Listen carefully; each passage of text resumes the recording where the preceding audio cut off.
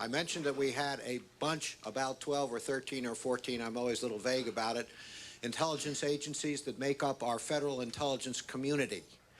And one of the more unique ones is one that people don't know much about, but it is vital to us. It's one of the ones that works with our military closely, but in a way that sort of blurs the line between the civilian and the uniform and is therefore that much more effective.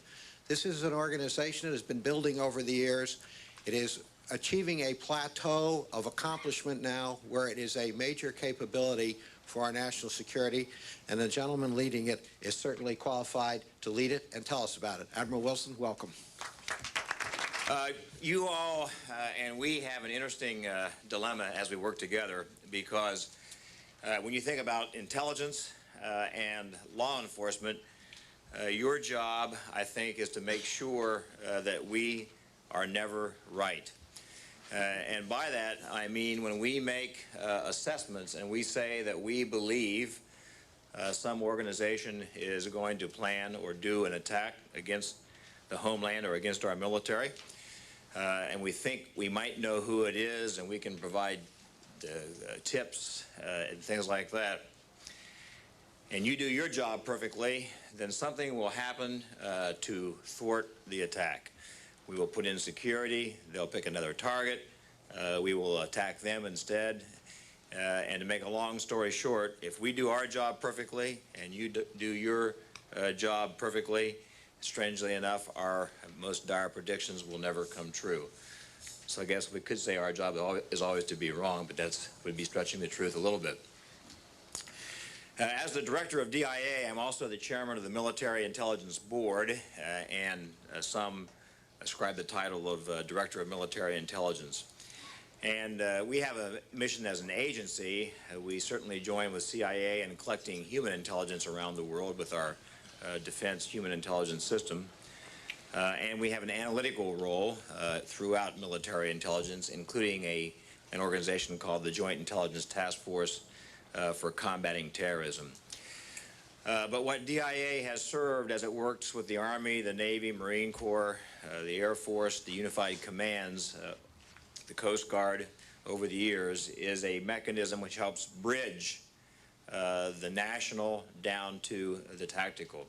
Our job is to put information, predictive intelligence, in the hands of warfighters in a format that they can use it in a time frame that's meaningful for them.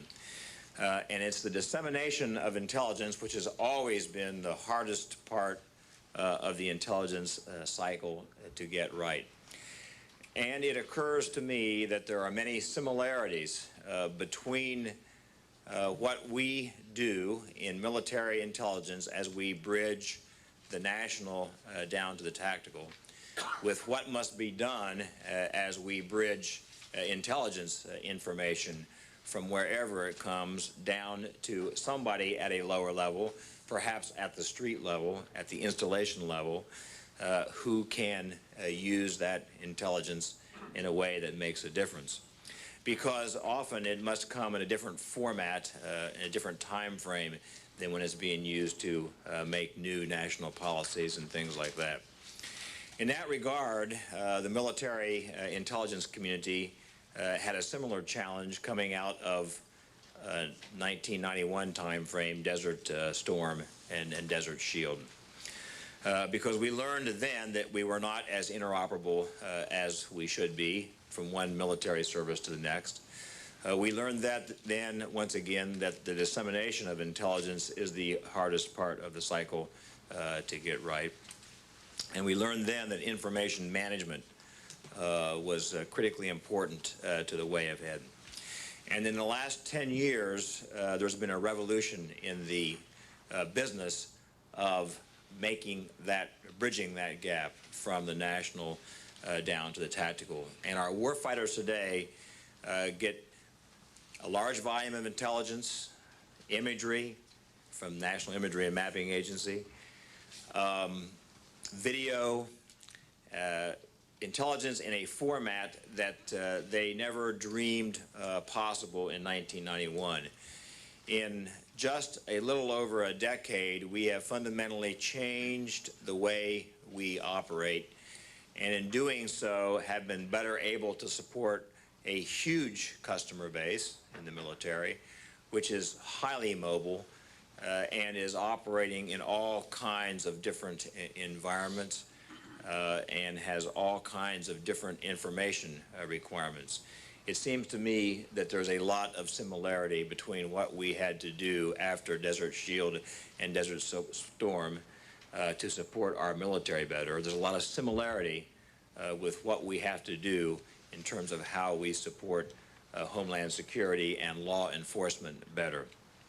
What we did was did the very, very tough work of sitting down and writing new doctrine, new tactics, techniques, and procedures, and capitalizing on an explosion of commercial off-the-shelf technology, which allowed us to disseminate information in ways not dreamed possible in 1991 and tailor it for systems and for customers who had extraordinarily different needs and requirements.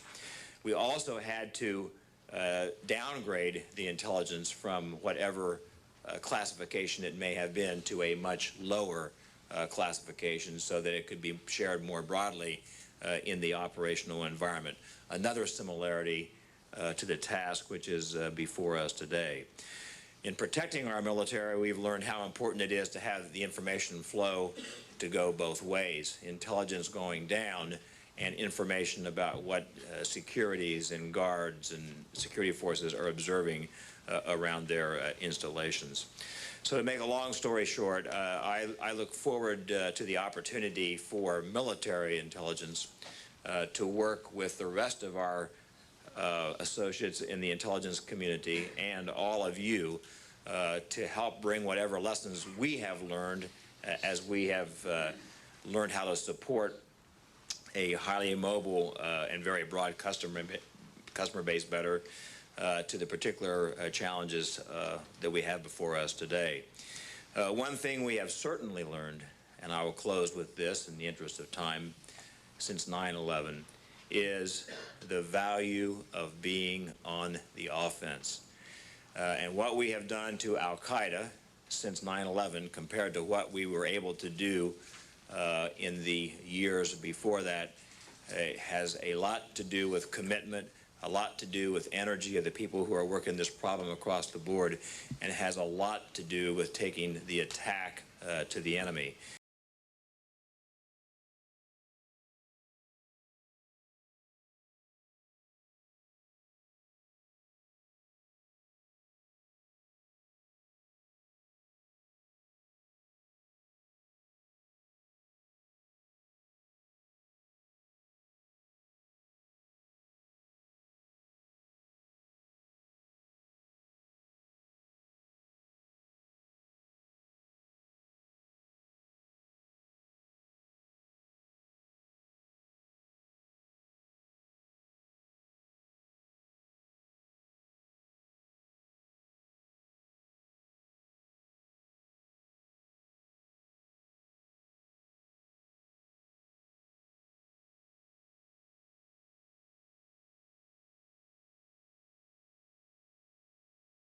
And so if we also think about how we defend our country in terms of the value of being on the offense, it's another mindset of similarity that I think we should share together, although being on the offense is sometimes more dangerous.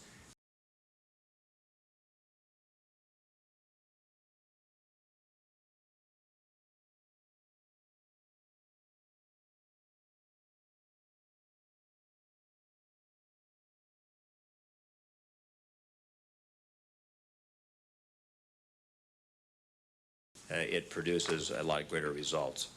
We look forward to working with you in this endeavor and hearing from you this afternoon. Thank you very much.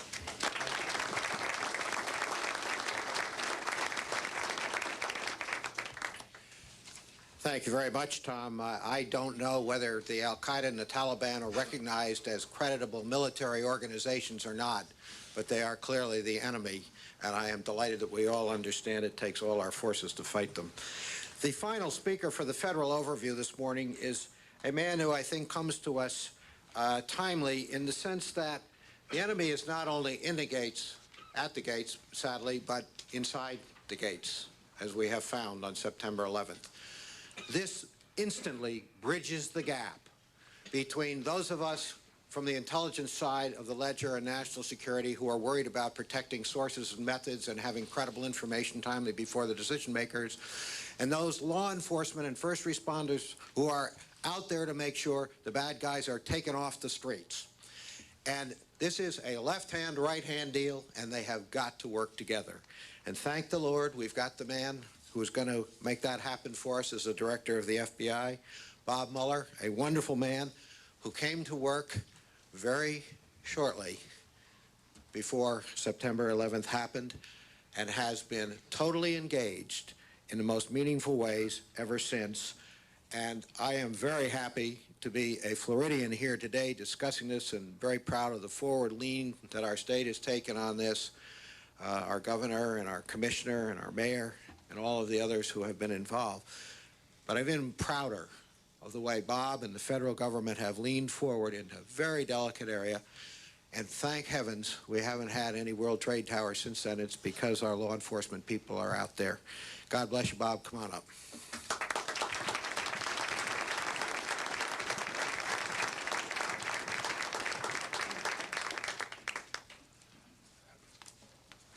Thank you, Chairman. Thank you, Senator Graham and Mayor Hood, for having me here today.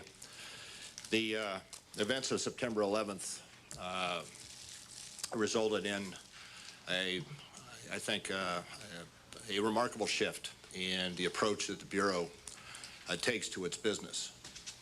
As the Chairman mentioned, one thinks of the FBI and you think of Ephraim Zimbalist Jr. and its reputation over the past years as taking people off the street and putting the bad guys away. I mean, the fact of the matter is, since September 11th, the Bureau no longer looks at its mission as that. Because I think everybody in this room, certainly everybody in the FBI, whether you be a special agent or an analyst or a support person, understands we cannot let September 11th happen again. And that the measurement of our success is no longer how many people we lock up, how many people we successfully prosecute. The measure of our success is not how many attacks have been thwarted, but the measure of our success is having no additional September 11th happen. And for the Bureau, that is a change in mindset. For me as a prosecutor, is a change of mindset, because I always look to gathering the evidence with a perspective of putting it in a courtroom in the future. But now the courtroom may be in Guantanamo, the courtroom may be in Afghanistan in another forum, and that is a different perspective, not only for those of us who are prosecutors, but also for those of us who are investigators. And it means a great deal to how we do our business. I think we all recognize at this juncture that no one agency, certainly not the FBI, certainly not alone the CIA or the NSA or the DIA, no one agency at the federal level, and certainly no one agency at the local level, and no one agency in our counterparts overseas will be successful alone in preventing the next attack, and we all have to do it together. I want to say, when I travel around and talk with various entities, that the FBI and the success of the FBI is dependent upon the success of our relationships with our state and local counterparts. We cannot do it by ourselves. We have to do it with everybody working together. Since September 11th, we have made, I would say, steps towards that goal. Perhaps some are baby steps, but they are steps towards that goal of greater integration, not only at the federal level, but also with our state and local counterparts. At the federal level, as John has said, we are as integrated as we have ever been, far more than one could have anticipated 5, 6, 7, 8 years ago. At the federal level, particularly since September 11th, we are more integrated with those who you rarely saw in a situation like this, our friends from NSA and our friends from DIA. And that cooperation has led to a number of steps, instances where we have worked together as we have never worked together in the past.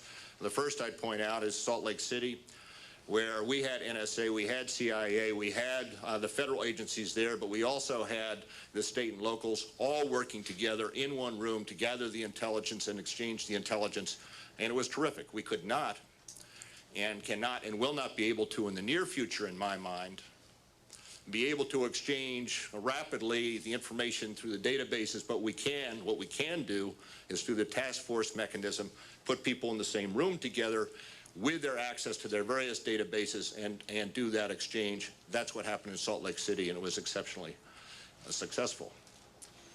Another instance is the exploitation of documents and witnesses out of Afghanistan, because the CIA and the military quite obviously have an interest in the information and intelligence that is coming out of Afghanistan, but so do we in law enforcement in the United States, whether it be the FBI or state and local. And the mechanisms that have been developed to make that information available to us are truly remarkable and show the willingness of these branches of government that have not had to work together in the past, the willingness to work closely together now. With our willingness and our determination to work better with state and locals since September 11th, we have on the one hand, as I'm sure most of you know, have expanded NCIC to incorporate a watch list. We have at the Bureau Kathleen McChesney, who's number 2 to me, and incorporates state and local in her purview, and we're looking for an assistant director who will be on the 7th floor of the Bureau headquarters, who will have 2 functions. One is to work on this particular issue of better cooperation and coordination and finding the mechanism to accomplish that, but more particularly to also participate in giving us investigative assistance when we sit down and decide how to investigate the events of September 11th. How can state and local be part of the investigative plan in ways that state and local law enforcement has not been in the past? So we're looking for somebody to incorporate that in our thinking on a daily basis. Not just on the coordination, not just on the information exchange, but how can we better together investigate the events of September 11th and the like. I will tell you that we are open to suggestions. We had Tim, George, and others in 2 or 3 weeks ago discussing how we could better get out information to our friends, and they suggested some sort of bulletin, and we have started to put out just such a bulletin that we will expand upon. And I say that not because the bulletin is all that great. It is a start, and we will have to expand on it, but only to say that when you come up with suggestions, when anybody comes up with suggestions, we want them, we need them, and we will try to run with them. Having said that we're doing some things already, we still have a great deal of to do to get us where we want to be. The first thing is developing information exchange mechanisms. When we sit down and say, okay, we would like to get out a bulletin to state and local, and my first question is, okay, what's the mechanism we're going to use to do that? There are 4 or 5 out there, neither of which or none of which goes to everybody, whether you use NLETS or LEO or RISNet or email. Some people get one, some people get the other, and we have to work together to have a comprehensive system of communication between law enforcement agencies. And one of the things I'm sure we'll discuss this afternoon. Let me finish, because I know it's late, by saying that the most important thing for me is the ability to sit down and talk and learn concerns. People ask me, what's the, when you join the FBI, what do you take away from it? What impresses you most? And I have to say it's the people. I mean, the people in the FBI are good, professional people. It is the people that make an institution. And as the people are in this room that working together, I mean, we all have our institutions on the little placards there, but as the people working together, it doesn't make any difference which institution you're in, where you come from, but as and what the organization is, but it's the willingness of the people to sit down, understanding that we all have the same goal.